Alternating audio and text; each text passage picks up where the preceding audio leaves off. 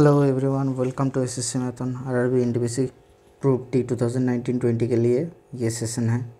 क्या करना है, आज हम लोग कोऑर्डिनेट ज्योमेट्री वन शॉट मतलब एक ही वीडियो में कोऑर्डिनेट ज्योमेट्री के जितना सारा थ्योरम्स है हम लोग एक साथ पढ़ लेंगे। ठीक है, जैसे सपोज एक पॉइंट है। ठीक है, पॉइंट कौन सा है? एक सपोज पॉइंट है पी ए बी, जिसका कोऑर्डिनेट ए बी क्या होता है? ए होता है एक्स का कोऑर्डिनेट, मतलब एक्स वाला। ये अगर कोऑर्डिनेशन होता है, ये कोऑर्डिनेट सिस्टम होता है। अगर 0 0 ऑरिजिन होता है, इसको कहते हैं मूल बिंदु या फिर ऑरिजिन, जिसको ओ से डिनोट किया जाता है। यहाँ पे पी कोई एक बिंदु है ए बी, इसका मतलब है एक्स एक्सिस से उसका डिस्टेंस कितना होगा? एक्स एक्सिस से उसका डिस्टेंस होता है ए, वाई एक्सिस से उसका डिस्टेंस कितना होगा? ये ए होता है, वाई एक्सिस से उसका डिस्टेंस होता है बी। तो बोला जाता है कि ए बी अगर पॉइंट है तो ओ से पी तक इसका डिस्टेंस क्या होगा सर ओ पी बराबर हो जाएगा √(a² + b²। ये कैसे आता है देख लीजिए। अगर ये ए है, ठीक है, और ये बी है, फ्रॉम द पाइथागोरस थ्योरम हम लोग को क्या मालूम है? ओ पी बराबर √(a² + b²। यहाँ तक ठीक है। नेक्स्ट चल जाते हैं दूसरे वाला पॉइंट पे। दूसरे वाला पॉइंट है क्या? अगर एक पॉइंट दिया हुआ है suppose P point x y, दूसरा वाला पॉइंट अगर दिया हुआ है क्यू पॉइंट x1 y1, इसको कर लेता है क्यू पॉइंट दिया हुआ है सपोज x2 y2, तो इन दोनों का डिस्टेंस क्या होता है? ये दूसरा वाला पॉइंट, फर्स्ट पॉइंट ये था, सेकंड वाला पॉइंट ये, दूसरा वाला, इन दोनों का डिस्टेंस क्या होगा सर? इन दोनों का डिस्टेंस होता है √(x1 - x2) इसका whole square plus y1 - y2 इसका होल स्क्वायर। कैसे हो जाएगा देख लेते हैं, ये वाला प्रूफ करते हैं। ठीक है, चलिए देखते हैं ऑप्शन नंबर 2। पॉइंट नंबर 2, एक सेकेंड, इसको थोड़ा सा ठीक कर लेते हैं। 167 पे ओके। क्या था कि पी क्यू का डिस्टेंस क्या होगा? जब पी के कोऑर्डिनेट दिया हुआ है suppose x1 y1 and q के कोऑर्डिनेट दिया हुआ है suppose x2 y2, what is the distance between P Q? क्या होता है? ये ओरिजिन है, यहाँ पे सपोज p रख लेते हैं, p पॉइंट इसका x1 y1 and q point इसको रख लेते हैं यहाँ पे सपोज x2 y2 दिया हुआ है यहीं से। ठीक है, इसको अगर ऐसे पुट करेंगे, ड्रॉ करेंगे, यहाँ से परपेंडिकुलर pm खींच दिए, q से परपेंडिकुलर qn खींच दिए। ठीक है, तो O से अगर ऑरिजिन है तो OM का डिस्टेंस क्या होगा सर? x1 होता है, और OP का डिस्टेंस क्या हो जाएगा सर? इसका डिस्टेंस क्या हो जाएगा? ये y1 हो जाएगा। सिमिलरली यहाँ से यहाँ तक का डिस्टेंस क्या हो जाएगा सर? x2, और यहाँ से यहाँ तक का डिस्टेंस क्या हो जाएगा सर? इसका डिस्टेंस आ जाएगा y2। ठीक है, y2 आ गया।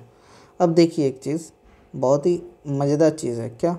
अगर इन दोनों का अगर जोड़ दिया जाए, सपोज यहाँ से एक परपेंडिकुलर खींचते हैं PMNO, अच्छा PR परपेंडिकुलर खींचते हैं, तो PR का लेंथ क्या होगा सर? PR का लेंथ बराबर हो जाएगा MN का लेंथ। ठीक है, समझे, बहुत ही आसान सा चीज़ है। PR का लेंथ क्या हो जाएगा? PR का लेंथ बराबर MN का लेंथ हो जाएगा। तो PR का लेंथ क्या होता है? यहाँ पे आ जाएगा x2 - x1, ये लेंथ हो जाएगा x2 - x1, तो ये भी बराबर x2 - x1। यहाँ तक ठीक। अब पी क्यू को ढूंढना है, तो पी क्यू को अगर मिलेगा तो दोनों पॉइंट के बीच में डिस्टेंस मिल जाएगा। ठीक है, पी क्यू अगर वैल्यू आ जाएगा तो कैसे हो जाएगा सर? पी क्यू का लेंथ आ जाएगा क्यू आर का लेंथ अगर मिल जाए तो ये वाला ट्रायंगल, कौन सा वाला?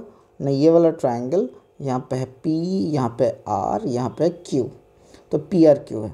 ठीक है, तो कैसे होगा सर? ये बहुत ही आसान है। ये हो गया आपका x2 - x1। Sir Q R कितना होगा? क्यू आर होगा बड़ा वाला y2 और छोटा वाला y1, तो y2 - y1।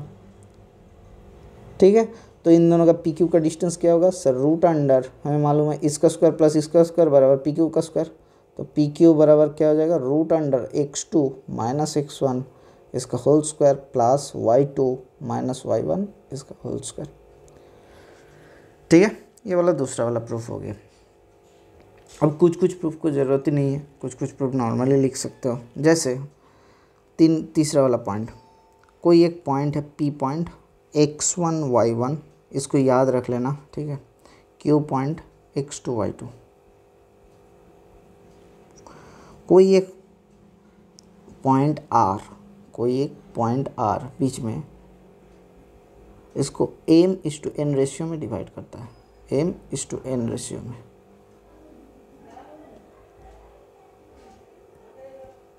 तो इसका कोऑर्डिनेट क्या आ जाएगा, m के साथ x2, ठीक है, mx2 plus nx1 by m plus n, ये वाला x का कोऑर्डिनेट हो जाएगा, और y का कोऑर्डिनेट क्या हो जाएगा sir, my2 plus ny1 by m plus n। ये हो गया आपका। अगर इंटरनली मतलब दोनों पॉइंट के बीच में अगर r पॉइंट है तो r का कोऑर्डिनेट, ये r वाला r का कोऑर्डिनेट हो जाएगा, ठीक है। सपोज वही ये इंटरनली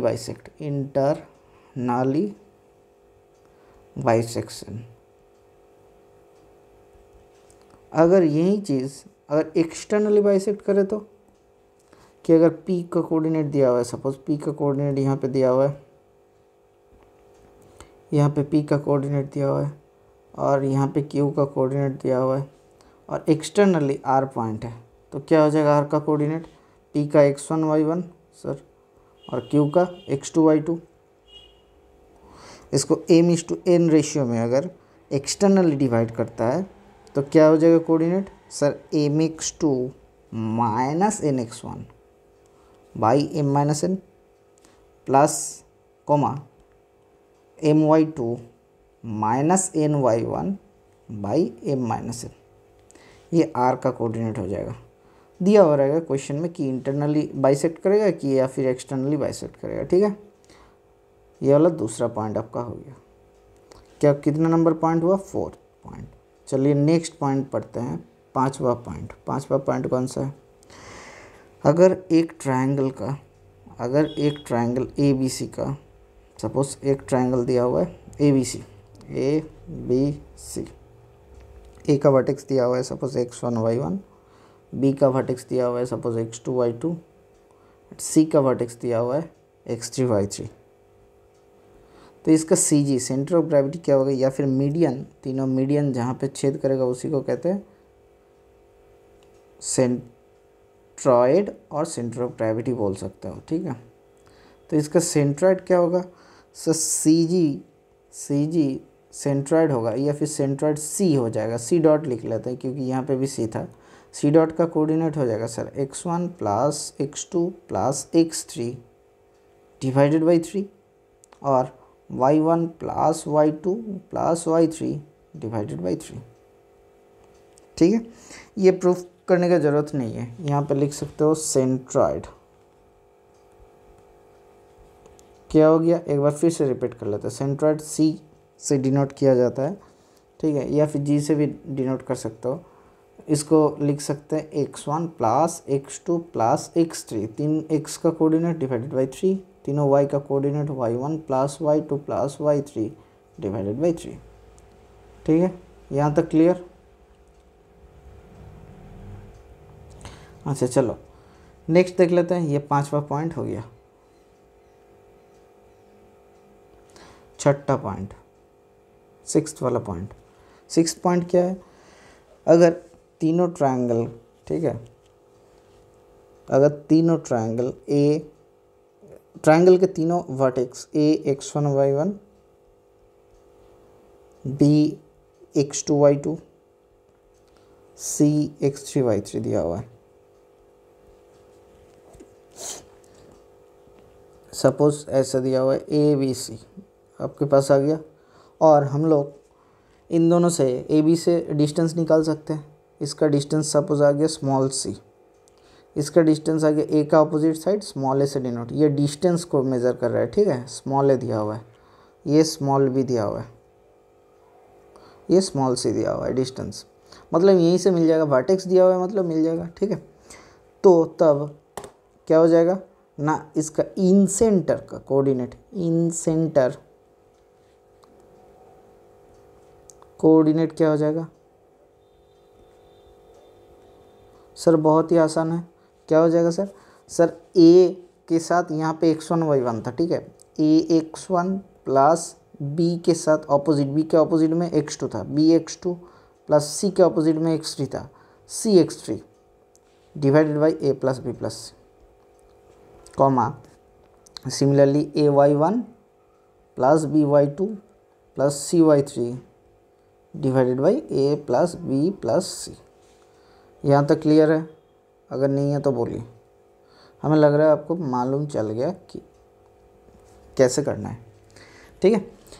तो ये क्या होगा, इन सेंटर हम लोग कैलकुलेट कर लिए, इन सेंटर ऑफ द कोऑर्डिनेट। अभी हम लोग कैलकुलेट करेंगे कि अगर 3 कोऑर्डिनेट दिया हुआ है, 7वां पॉइंट, इफ कोऑर्डिनेट्स और vertex of a triangle ABC given, then the area of the triangle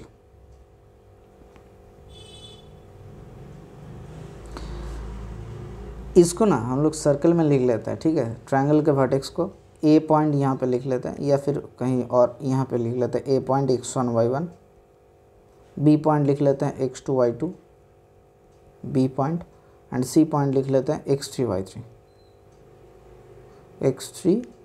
y3 यहाँ तक, ठीक है। तो इसका एरिया क्या होगा सर? सर एरिया दो चीज़ से लिख सकते हैं हम लोग सर, हाफ इंटू तो आ जाएगा, ठीक है। पहले x पकड़ेंगे या फिर पहले y पकड़ेंगे, पहले x पकड़ते हैं तो x1 ये वाला लिए, उसके बाद y2 है, उसके बाद y3, हम लोग क्लॉकवाइज घूमना है, y2 minus y3 plus x2 into y3 minus y1, y3 minus y1 plus x3 into y1 minus y2। यहाँ तक क्लियर? इतना स्क्वायर यूनिट होता है। या फिर हम लोग इसे y से भी लिख सकते हैं सर, हाफ इंटू क्या आ जाएगा,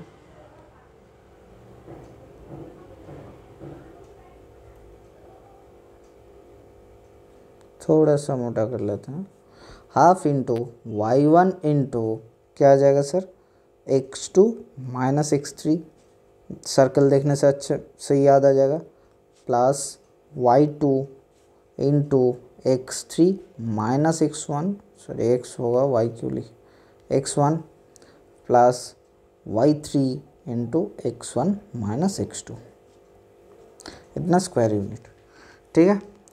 इसको हम लोग, अगर कोई 11-12 में साइंस का स्टूडेंट है तो वो ये एक काम कर सकते हैं, इसको हम लोग क्या कर सकते हैं, मैट्रिक्स के आकार में भी लिख सकते हैं। मैट्रिक्स होता है, डिटरमिनेंट के आकार में भी लिख सकते हैं। डिटरमिनेंट यहीं तक याद रखिए बस, खाली x1 y1 coordinate, x2 y2 coordinate, x3 y3 coordinate, इसको जानने की ज़रूरत नहीं है उतना, 1 1 1 इतना स्क्वायर यूनिट। इसको ही अगर एक्सपैंड करेंगे तो ये दोनों सॉल्यूशन आ जाएगा आपका, ये इधर ये triangle, area of triangle ABC, ये होता है एरिया ऑफ ट्रायंगल ABC, ठीक है। अच्छा, अब एक चीज़, अगर तीनों पॉइंट, ये 8वां पॉइंट, अगर 3 पॉइंट दिया हुआ है, कौन सा पॉइंट, कि A दिया हुआ है x1 y1, B दिया हुआ है x2 y2, C दिया हुआ है x3 y3। अगर तीनों पॉइंट दिया हुआ है, तीनों पॉइंट कोलीनियर होगा, कोलीनियर कब होगा, कोलीनियर मतलब एक ही स्ट्रेट लाइन के ऊपर तीनों पॉइंट है। तो इसमें अगर कोई भी त्रिभुज बनाएंगे या फिर ट्रायंगल बनाएंगे तो क्या हो जाएगा, उसका एरिया 0 हो जाएगा। तो 0 हो जाएगा तो क्या मिलेगा हम लोग को सर, x1 इंटू वही formula y2 minus y3 plus x2 into वही formula y3 minus y1 plus x3 into y1 minus y2 बराबर 0। ये होता है कोलिनियर का फॉर्मूला। यहाँ तक क्लियर? या फिर y वाला भी लिख सकते हो आप लोग। एक चीज़ हमने यहाँ पे थोड़ा सा गलती कर दिए थे कि सर ये थर्ड ब्रैकेट नहीं होता है, ये मॉड्यूलस होता है। मॉड्यूलस का मतलब होता है हमें माइनस मिले या फिर प्लस मिले, हम लोग प्लस ही पकड़ेंगे। क्यों? क्योंकि एरिया कभी भी नेगेटिव नहीं हो सकता, माइनस भी मिल सकता है कभी कभी क्वेश्चन में, ऐसा दिया हुआ रहेगा कि माइनस हो जाएगा। ठीक है, यहाँ तक क्लियर। अब थोड़ा सा डिटेल्स में जाएंगे हम लोग। अभी हम लोग दो टर्म पढ़ेंगे। कौन सा वाला दो टर्म सर? पहला तो एक टर्म है इंक्लिनेशन, इंक्लिनेशन। दूसरा वाला कौन सा टर्म है सर? इंक्लिनेशन के बाद पढ़ेंगे gradient, gradient and slope. Inclination का फॉर्मूला क्या होता है या फिर इंक्लिनेशन का डेफिनेशन क्या होगा? कोई भी स्ट्रेट लाइन एक्स एक्सिस में, कोई भी स्ट्रेट लाइन एक्स एक्सिस के पॉजिटिव साइड के तरफ से, एक्स एक्सिस के पॉजिटिव साइड के तरफ जितना कोण में, जितना एंगल में इंक्लाइन होता है उसे कहते हैं इंक्लिनेशन, उसे थीटा से डिनोट किया जाता है। तो क्या होगा? कोई भी स्ट्रेट लाइन है, सपोज ऐसा है एक्स एक्सिस के साथ, ऐसा स्ट्रेट लाइन है, कैसे कैलकुलेट करना पड़ेगा ना सर? एंटी क्लॉकवाइज जो एंगल मिलेगा, हमने ट्रिग्नोमेट्री में हमने बोले थे कि एंगल कैसे कैलकुलेट करता है, एंटी क्लॉकवाइज में पॉजिटिव होता है, क्लॉकवाइज में नेगेटिव होता है। अगर आपने नहीं देखा तो आप एक बार देख लो। ग्रेडियंट क्या होगा? उसी का, वही थीटा का, वही थीटा एंगल इंक्लिनेशन के टेंजेंट वैल्यू, यानी कि टैन थीटा, इसे कहते हैं ग्रेडियंट और स्लोप। इसे स्मॉल एम से डिनोट भी किया जाता है। यहाँ तक ठीक था? हाँ सर, यहाँ तक ठीक है। तो अभी सपोज अगर आपको बोल दिया गया कि दोनों पॉइंट दिया हुआ है, कैसे कि to find gradient of straight line, कैसे? दो पॉइंट दिया हुआ है, टू गिवन पॉइंट्स, मतलब स्ट्रेट लाइन, एक स्ट्रेट लाइन है जो दोनों पॉइंट के ऊपर से x1 y1 एक पॉइंट और x2 y2, सपोज इसको थोड़ा सा इंक्लाइन कर लेते हैं, नहीं तो ग्रेडियंट स्लोप 0 आ जाएगा, कुछ नहीं मिलेगा, ग्रेडियंट 0 आ जाएगा। ठीक है, ग्रेडियंट निकालने के लिए बोला है, मतलब एम निकालने के लिए, एम बराबर टैन थीटा निकालना है। टैन थीटा कैसे निकलेगा देख लेते हैं। अगर सपोज ये x1 y1 पॉइंट है एंड ये x2 y2 पॉइंट है, x2 y2 पॉइंट है, ठीक है, ये P पॉइंट है, ये Q पॉइंट है, तो स्लोप कैसे मिलेगा सर? सर ये अगर एक्स एक्सिस है, एक्स एक्सिस सपोज, और ये सपोज एक्स एक्सिस है और ये वाई एक्सिस है सपोज, ठीक है, हमें कैसे मिलेगा ग्रेडियंट सर? सर ग्रेडियंट मिलेगा, इसको एक्सटेंड कर लेते हैं, एक्स एक्सिस के पॉजिटिव साइड के साथ कितना एंगल किया हुआ है, एक ही बात है, यहीं पे भी खींच सकते हैं, तो ये थीटा है, तो थीटा को निकालना है, टैन थीटा निकालना है, कितना होगा? तो कैसे हो जाएगा सर? सर सपोज ये वाला पॉइंट वाई एक्सिस के इधर नहीं रह के इधर रख दिए, ठीक है, पॉजिटिव में करने में थोड़ा सा आसानी होगा, इसीलिए समझाने में, इसलिए हम लोग इधर रख दिए, ठीक है। अभी सर यहाँ से अगर एक परपेंडिकुलर उसी तरीके से जैसे पहले खींचे थे QM, यहाँ से PN खींच लेते हैं, ठीक है, तो ये वाला डिस्टेंस क्या होगा सर? P से R, यह परपेंडिकुलर खींच देते हैं R, तो PR का डिस्टेंस क्या होगा सर? यहाँ से लेके पॉइंट का डिस्टेंस क्या है सर? Y2, सर ये x2, और ये छोटा वाला x1, तो ये बड़ा वाला क्या हो जाएगा सर? x2 minus x1। अच्छा, सिमिलरली ये भी क्या हो जाएगा सर? y2 minus y1। क्यों? क्योंकि ये टोटल लेंथ दिया हुआ है y2, उसमें से ये वाला लेंथ घटा रहे हैं y1 वाला, ठीक है। तो ये अगर थीटा है sir, similar property of triangle के अनुसार ये भी क्या होगा? थीटा होगा। क्यों? दो स्ट्रेट लाइन पैरेलल है, ये अगर इंटरसेक्शन लाइन है तो ये वाला अगर थीटा होता है तो ये भी थीटा होता है, एक ही टाइप का अनुरूप कोण होता है, तो सिमिलर एंगल हो जाता है। तो सर यहीं से पता चल जाता है कि टैन थीटा बराबर क्या हो जाएगा सर? टैन थीटा बराबर परपेंडिकुलर बाई बेस, तो परपेंडिकुलर का वैल्यू कितना है sir? y2 minus y1 by base कितना है sir? x2 minus x1, that is equals to m बराबर y2 minus y1 by x2 minus x1। यहाँ तक क्लियर है? कोई दुविधा? सपोज अगर कोई भी स्ट्रेट लाइन एक्स एक्सिस के, सपोज कोई भी स्ट्रेट लाइन एक्स एक्सिस के पैरेलल हो जाता है, तब क्या होगा सर? सर पैरेलल हो जाएगा तो टैन थीटा का वैल्यू क्या हो जाएगा सर? टैन 0 डिग्री, तो इसका क्या हो जाएगा? स्लोप 0 हो जाएगा। तो इसका ग्रेडियंट क्या होता है? The parallel to x axis के, पैरेलल टू एक्स एक्सिस के, एक्स एक्सिस इसका ग्रेडियंट एम होता है एम बराबर 0। तो परपेंडिकुलर टू एक्स एक्सिस क्या होगा सर? सर बहुत ही आसान होता है sir, perpendicular to x axis क्या हो जाएगा, m equals to tan theta that is equals to 1090 degree हो जाएगा सर। हाँ सर 1090 डिग्री हो जाएगा तो क्या हो जाएगा सर, इन्फिनिटिव या फिर अनडिफाइंड हो जाएगा।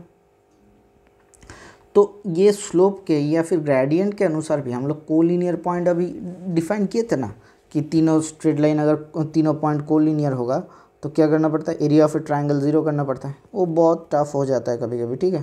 तो इसको आसान करने के लिए क्या होता है, सपोज 3 पॉइंट है, x1 y1, x2 y2, x3 y3, ठीक है।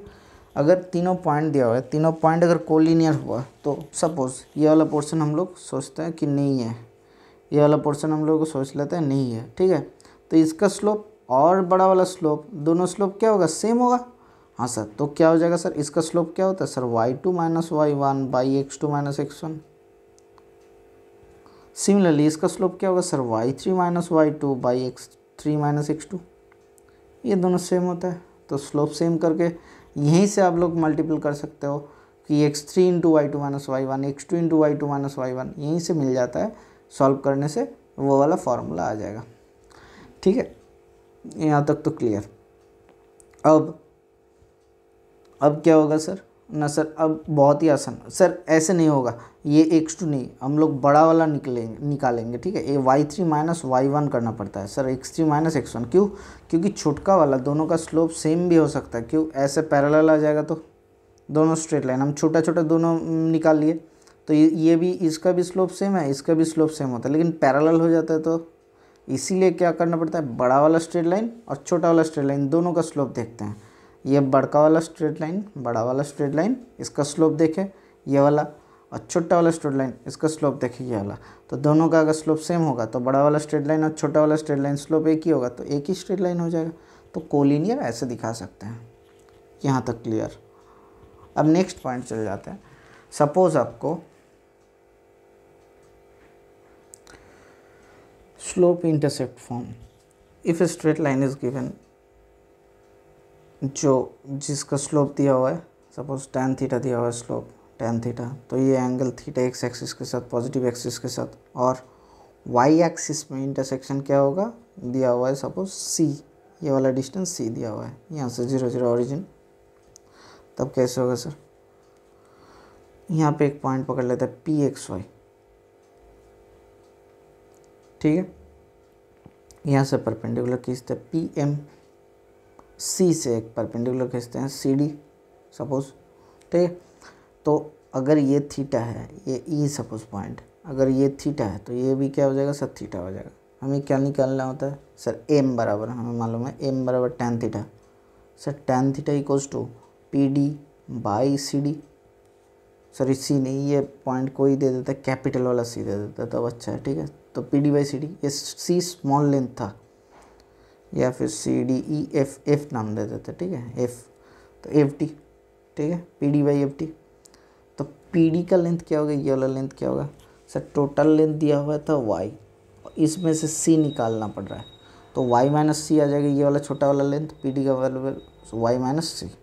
नीचे वाला क्या हो जाएगा सर ये वाला लेंथ क्या है सर, XY कोऑर्डिनेट, मतलब ये वाला लेंथ होता है x बाई x, तो y minus C that is equals to mx। तो y equals to mx plus C, इसे कहते हैं slope intercept form of a straight line. क्या होता है, slope intercept form of a straight line. अगर आपको उसका स्लोप दिया हुआ है कोई स्ट्रेट लाइन का, और उसका इंटरसेक्शन ऑफ y एक्सिस दिया हुआ है, तो कैसे होगा, ये वाला फॉर्मेट होता है, ठीक है। इसके बाद वाला फॉर्मेट देख लेते हैं। इसके बाद एक फॉर्मेट होता है पॉइंट स्लोप फॉर्म। सपोज आपको एक दिया हुआ है एक straight line which is going through a point x1 y1 and its slope is given m, then what is the equation of the straight line. कैसे हो जाएगा सर, एक स्ट्रेट लाइन है। ये वाला पॉइंट क्या है सर, एक पॉइंट दिया हुआ था, सपोज P पॉइंट दिया हुआ था x1 y1।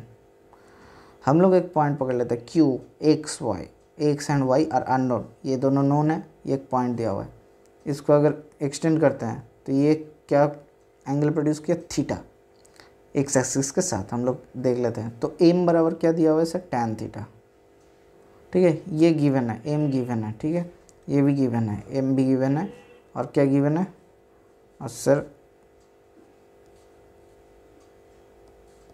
एम गिवन है, ठीक है, और क्या गिवन है सर, x1 y1 ये भी गिवन है। तो क्या हो जाएगा सर, ये बहुत ही आसान होता है।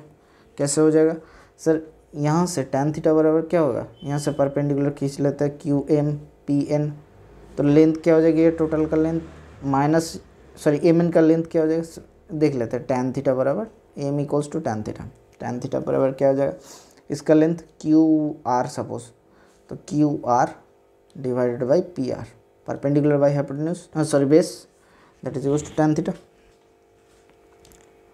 तो क्या हो जाएगा, QR इक्वल्स टू, ये टोटल लेंथ था y आपका, ये टोटल लेंथ था y, और ये छोटा वाला लेंथ था y1, तो y माइनस y1, नीचे ये x mn, PR का वैल्यू और mn का वैल्यू सेम होता है। mn का वैल्यू मतलब यहाँ से लेके यहाँ तक था x2, और यहाँ से लेके यहाँ तक x1। कोऑर्डिनेट का मतलब ये होता है डिस्टेंस फ्रॉम द ओरिजिन, ठीक है। तो x माइनस x1, क्योंकि ये xy था, तो ये होता है x माइनस x1। तो y माइनस y1 यहाँ से क्या आ जाएगा सर, y माइनस y1 बराबर m into X minus x1। यह आपका आ गया क्या, पॉइंट स्लोप फॉर्म, ठीक है। ये फॉर्म क्या याद रखना पड़ता है, नहीं सर ये फॉर्म नहीं याद रखना पड़ता है। कभी कभी ऐसा हो जाता है कि कोई सपोज पॉइंट दे दिया, उसके स्लोप दे दिया, बोला कि स्ट्रेट लाइन की इक्वेशन क्या होगा, फाइंड, ठीक है।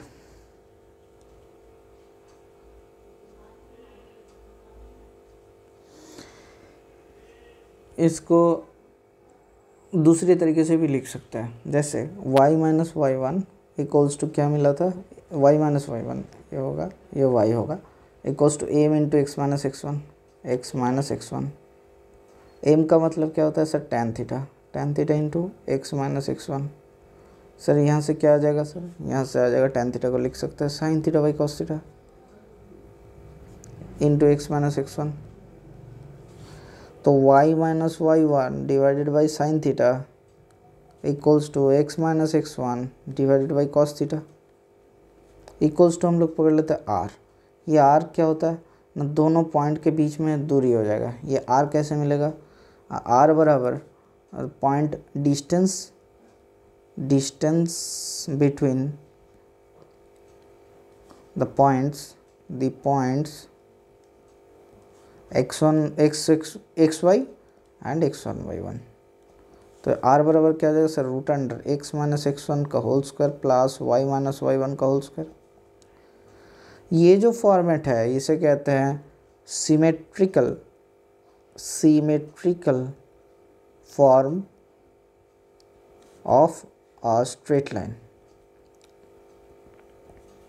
ठीक है। प्रतिसम आकार कहा जाता है इसको। सिमेट्रिकल फॉर्म क्या हो गया, y minus y1 by sine theta equals to X minus x1 by cos theta equals to r क्या हो जाता है, r equals to distance between the points xy and x1 y1। यहाँ तक क्लियर। अभी आपको सपोज दे दिया कि दो पॉइंट दिया हुआ है 2 3 4 5, find 2 3 4 5, find the equation of straight line, a straight line which is going through the point 2 3 and 4 5, find the equation of the straight line। कैसे करोगे सर, अगर पॉइंट को इन जनरल फॉर्म में लिख लेते हैं x1 y1 and x2 y2, तो क्या होता है सर, एक तीसरी वाला पॉइंट सपोज x1 y1 यहाँ पे था, x1 y1 यहाँ पे था, x2 y2 यहाँ पे था, इसके ऊपर ही कोई भी एक पॉइंट ले लेता है xy, तो क्या हो जाएगा सर, स्लोप क्या हो जाएगा इसका स्लोप हो जाएगा y minus y1 by x minus x1, और ये दोनों का स्लोप क्या हो जाएगा sir y1 minus y2 by x1 minus x2, दोनों सेम होता है। तो यही होता है फॉर्मेट ऑफ, क्या हो जाएगा, 2 point form of a straight line, 2 point form straight line लिख लेते हैं, एच टी लाइन लिख लेते हैं, ठीक है। स्ट्रेट लाइन का 2 पॉइंट फॉर्म होता है। अब सपोज कि इंटरसेप्ट फॉर्म, जो फॉर्म हम लोगों का बहुत काम में आता है, कि बोला कि एक स्ट्रेट लाइन दे दिया, सपोज 2x + 3y = 5, बोला कि एक्स एक्सिस में कितने कितने पॉइंट में या फिर कौन सा वाला कोऑर्डिनेट में एक्स एक्सिस को छेद करता है, तो सब लोग कर लेते हैं कि x/5/2 + y/5/3 = 1, और बोल देता है कि 5/2, 0 पॉइंट में एक्स एक्सिस को और 0,5/3 में वाई एक्सिस को छेद करता है। क्यों होता है ये हम लोग अभी सीखेंगे, ठीक है। बहुत आसानी से सीख लेंगे, चुटकी भर पान, मतलब एकदम चुटकी में सीख लेंगे। कैसे हो जाएगा, देखिए एक स्ट्रेट लाइन होता है जो एक्स एक्सिस को हम लोग सपोज पकड़ लेता है a0 पॉइंट में छेद करता है, वाई एक्सिस को सर 0b पॉइंट में छेद करता है। यहाँ पे एक पॉइंट है p के कोऑर्डिनेट लिख लेता है xy, जो एक्स एक्सिस को a पॉइंट में, वाई एक्सिस को b पॉइंट में छेद करता है। यहाँ तक ठीक है सर। p पॉइंट से एक परपेंडिकुलर pn खींच लेता है, इसका कोऑर्डिनेट 0 भी है, तो इसका मतलब ये लेंथ क्या हो जाएगा सर b। इसका कोऑर्डिनेट a0 है, मतलब ये टोटल का लेंथ क्या हो जाएगा a। इसका कोऑर्डिनेट xy है, मतलब इसका लेंथ क्या हो जाएगा x, और ये वाला का लेंथ कितना हो जाएगा, तो कुछ नहीं छोड़ दीजिए, इसका लेंथ मालूम नहीं। y मतलब ये वाला का लेंथ y मालूम है, ठीक है। देख के पता चल जा रहा है कि ये तो 90 डिग्री होता है, ये भी 90 डिग्री है, ये एंगल कॉमन है, तो छोटा वाला triangle APN similar to triangle AOB, ये ओ लिख लेते हैं AOB, ठीक है।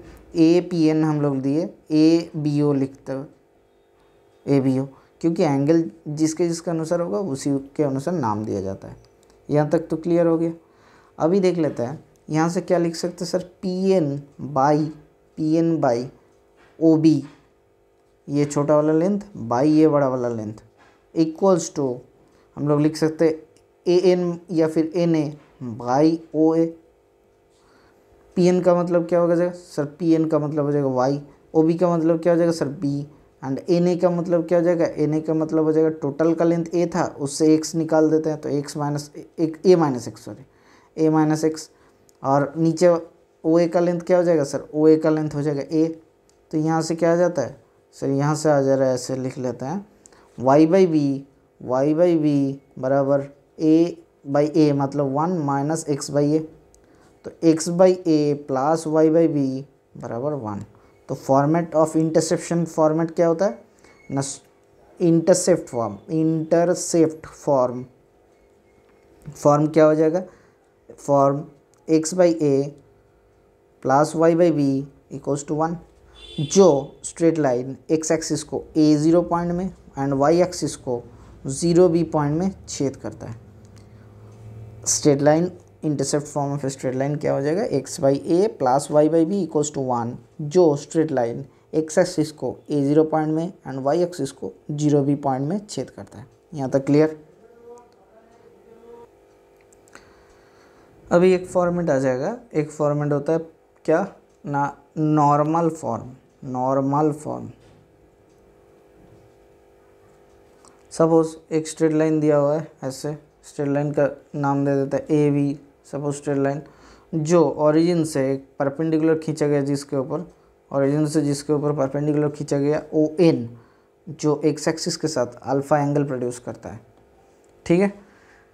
हमें क्या मालूम चल गया कि एक स्ट्रेट लाइन था, सपोज ये लिख लेते L, ये लिख लेते M। LM एक स्ट्रेट लाइन था जो AB पॉइंट पे X axis and Y axis को छेद करता है, और उसको और ओरिजिन से उसके ऊपर एक परपेंडिकुलर खींच दिया गया ON, जो एक्स एक्सिस में अल्फा एंगल प्रोड्यूस करता है, एंड उसका लेंथ दिया हुआ है P।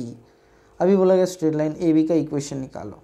कैसे निकालना है सर, बहुत ही आसान सा होता है।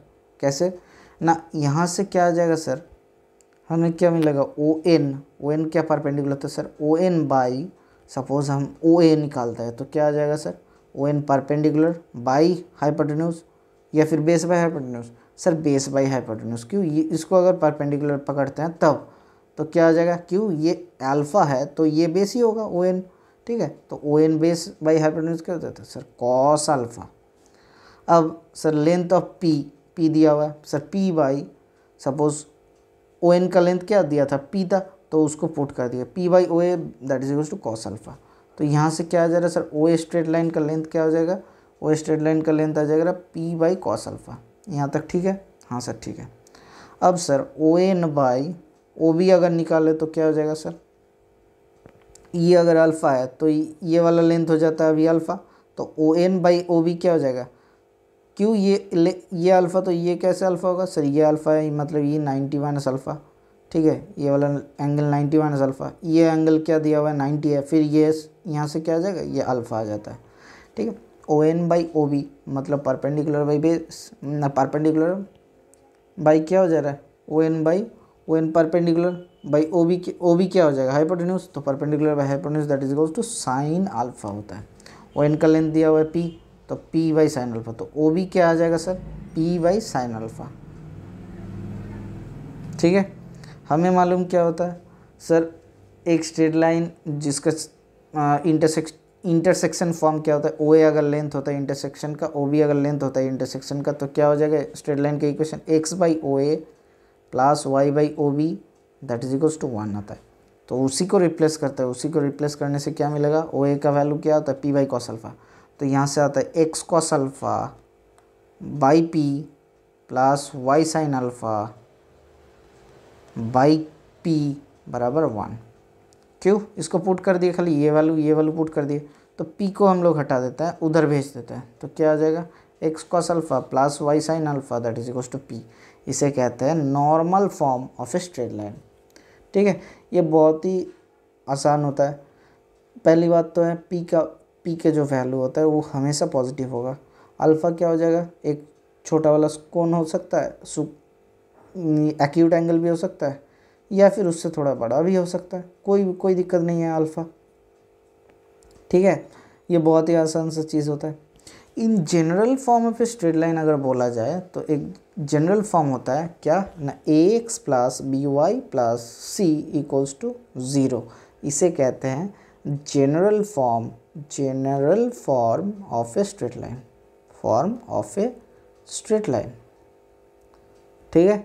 हम लोग लाइन के सारे फॉर्मेट पढ़ लिए और कोई दिक्कत है नहीं है। चलिए देख लेते हैं, 1-2 पॉइंट एक्स्ट्रा होगा अभी।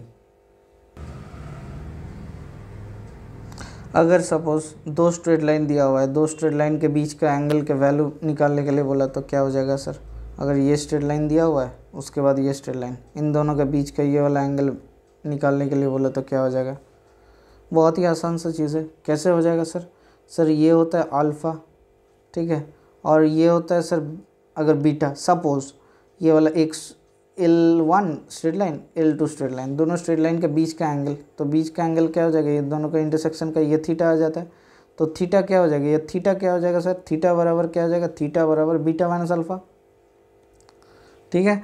तो पहला वाला स्ट्रेट लाइन L1 का स्लोप क्या होगा sir, M1 that is equals to tan alpha.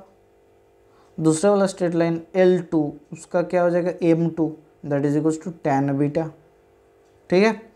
तो क्या आ जाएगा यहाँ से सर, tan थीटा बराबर tan बीटा माइनस अल्फ़ा, तो इसका वैल्यू क्या हो जाता है सर, इसका वैल्यू आ जाता है sir M2 sorry normally expand करते हैं, तो tan beta minus tan alpha by 1 plus tan alpha tan beta, या फिर tan beta tan alpha.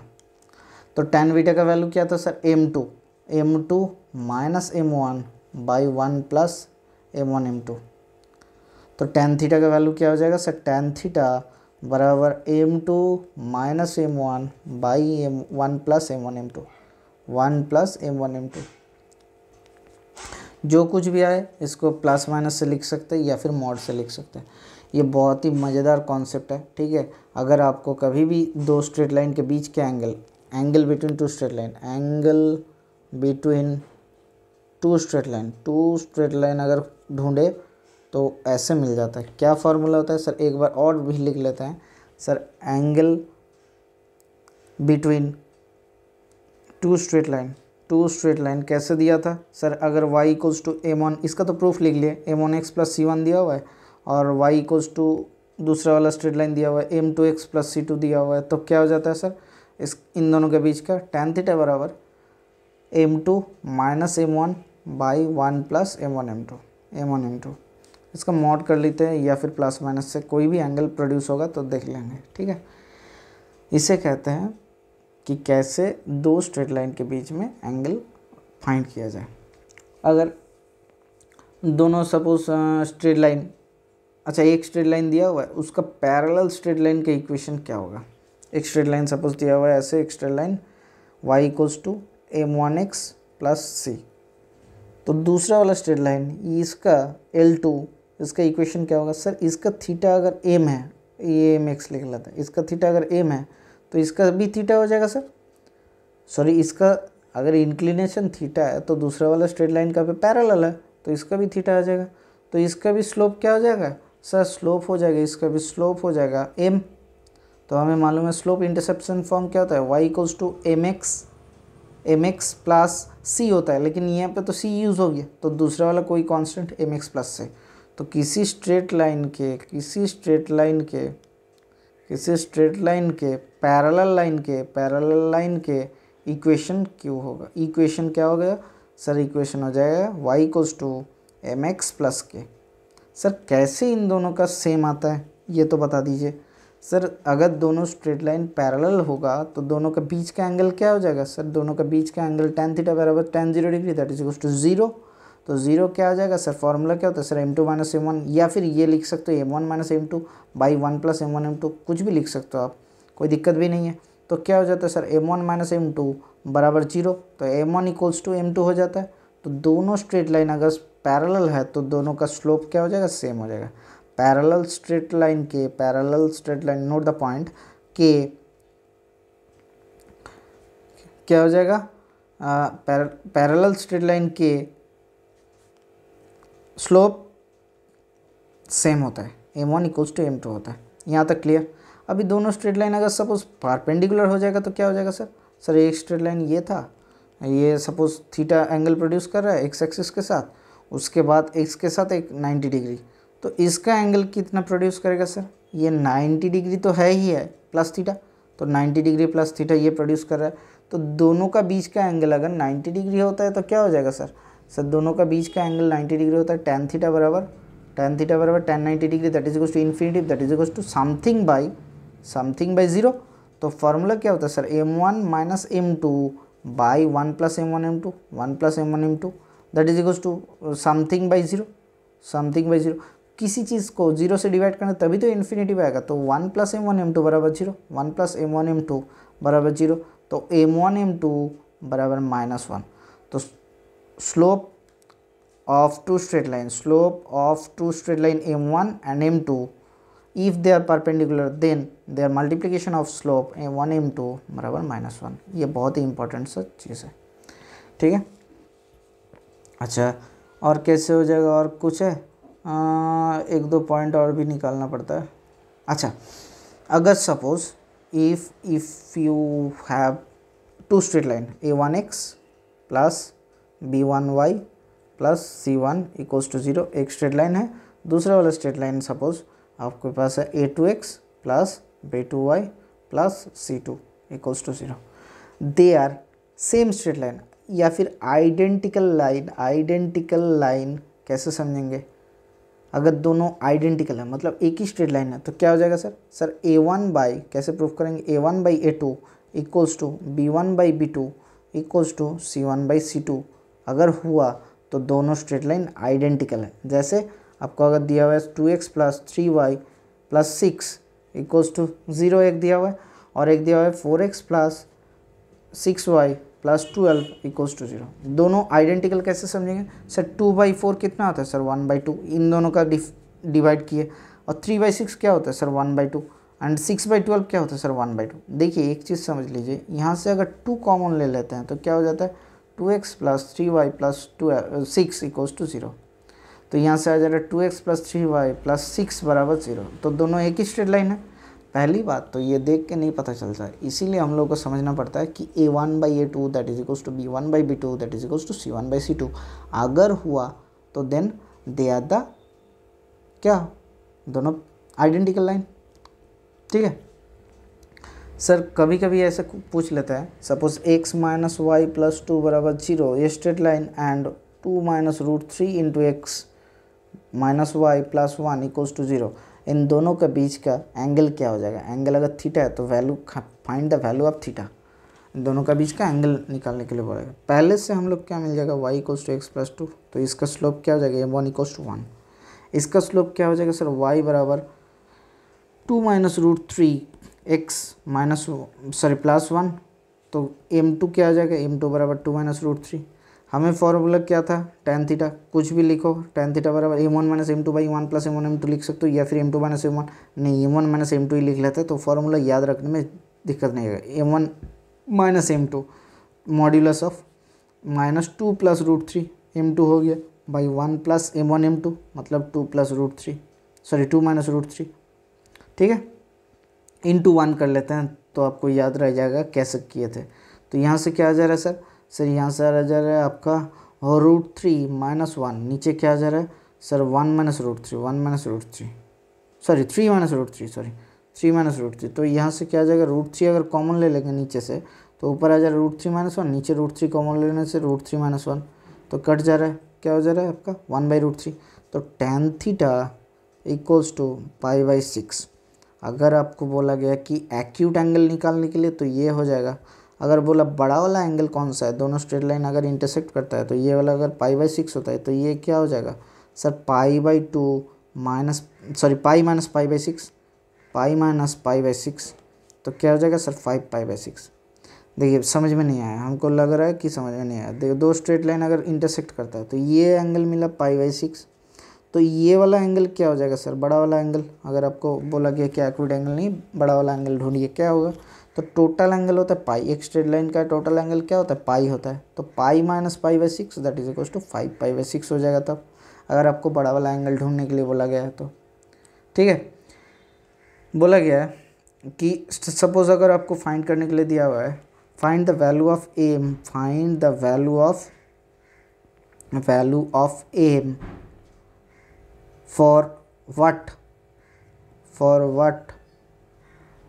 y equals to x minus 6 and y equals to mx plus 6, for what the value of x, या फिर find the value of m for which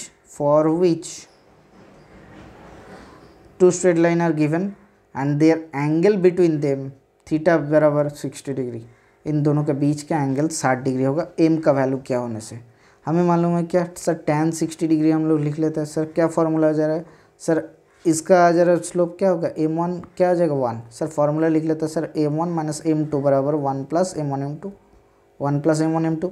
तो m1 का value कितना आ जा रहा है सर? 1। m2 का value कितना है? m by 1 plus m into 1।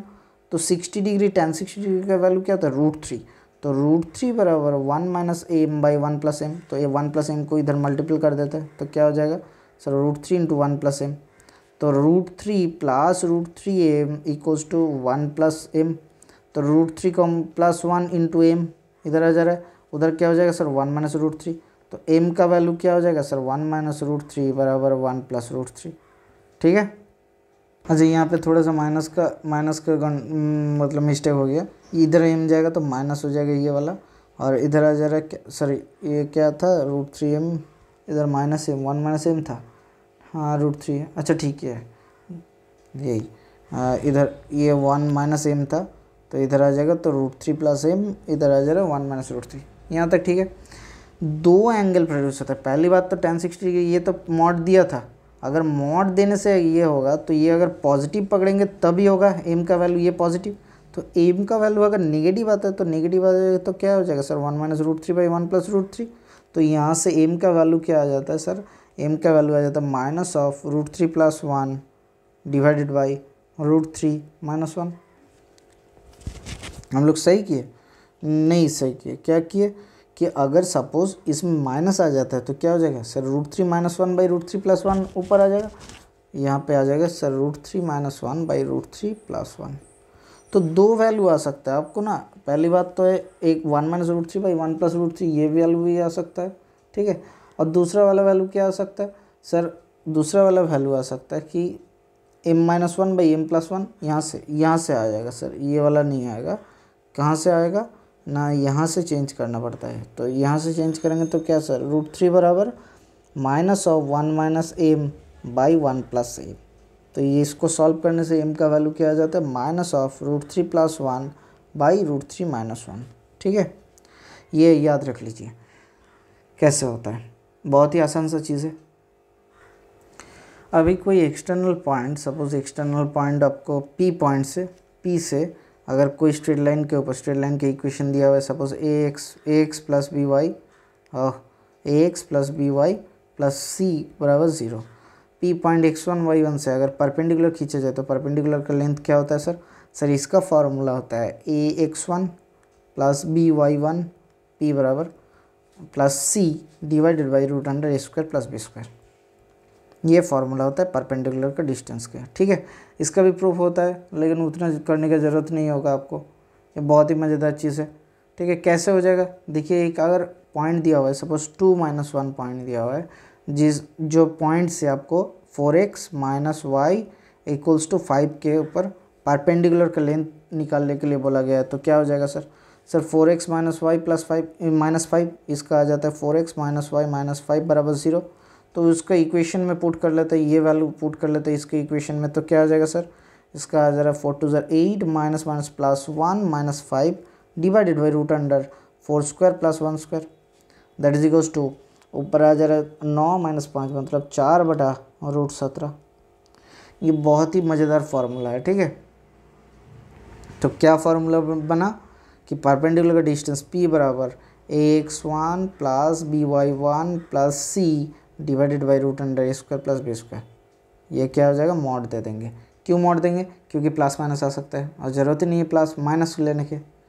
अगर सपोज दो स्ट्रेट लाइन दिया हुआ है, दोनों स्ट्रेट लाइन पैरेलल है, y = mx प्लस c1 और y = mx प्लस c2 ऐसा दिया हुआ है, सपोज दोनों पैरेलल है, देख के ही पता चल जाए इसका भी स्लोप सेम है, इसका भी स्लोप सेम है।